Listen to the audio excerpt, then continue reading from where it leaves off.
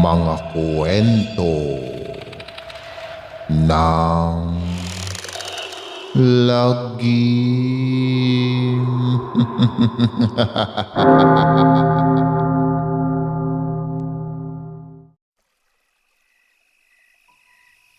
Kamusta na mga giliw naming tagapakinig?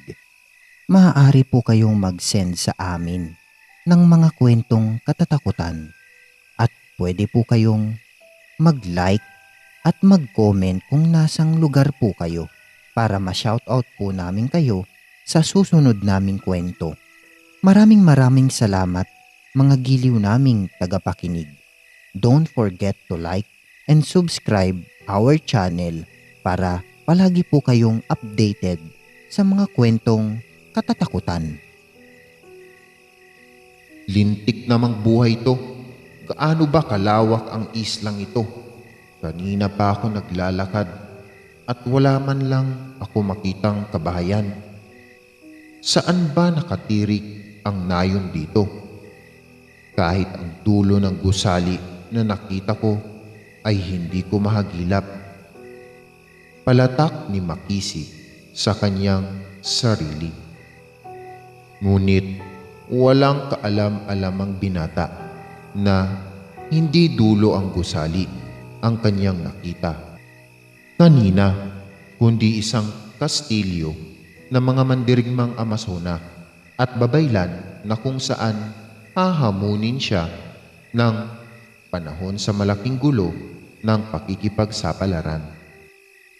Lumipas ang ilang oras na paglalakad ni Makisig ay nakarating siya sa isang malawak na taniman ng mga prutas na tagpo sa pusod ng kagubatan. Namataan niya ang isang babae na tanging malong ang nagsisilbing kasuotan na nakapulupot sa katawan at may nakasukbit na mahabang espada sa bewang. At dahil walang kaalam-alam si Makisig, ay naisipan niyang lumapit sa babaeng Amazona na walang iba kundi si General Malaya. Agad naman naramdaman ng babaeng General ang presensya ng binata, dahilan para mapalingon ito sa kinasasakdalan ni Makisig. Binibini, maaari bang magtanong? Bungad na wika ni Makisig kay General Malaya na may ilang pulgada lang ang layo. Imbis na sagutin ng babae ang tanong ng binata, ay espada ang naging tugon sa kanya. Dahil mabilis na hinugot ni General Malaya ang espada at walang habas na hinaribas ng espada ang ekstrangherong binata. Mabilis namang naiiwasan ni Makisig ang bawat atake ni General Malaya dahil matalas ang kanyang paningin, lalo na't nagtatangan siya ng mutya ng agila. Ngunit walang tigil pa rin ang pagwawasiwas ng matalas na espada.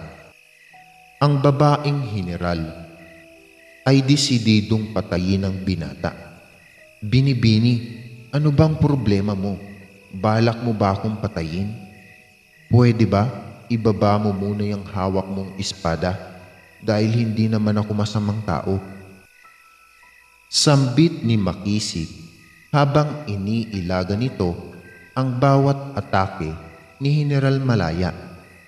Subalit, walang naging tugon ng babaeng General at patuloy pa rin itong inaatake ang binatang mangangalakal ng seda at pabango. Binibini, sumusobra ka na ha. Pag ako tinamaan ng espada mo, papatulan na talaga kita. Kahit na maganda ka, wika muli ni Makisig sa babaeng General habang hinihingal ito.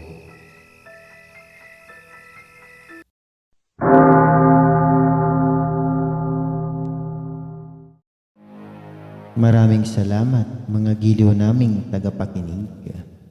Huwag po nating kalimutan mag-subscribe at mag-like ng ating channel para sa mga kwento ng lagi.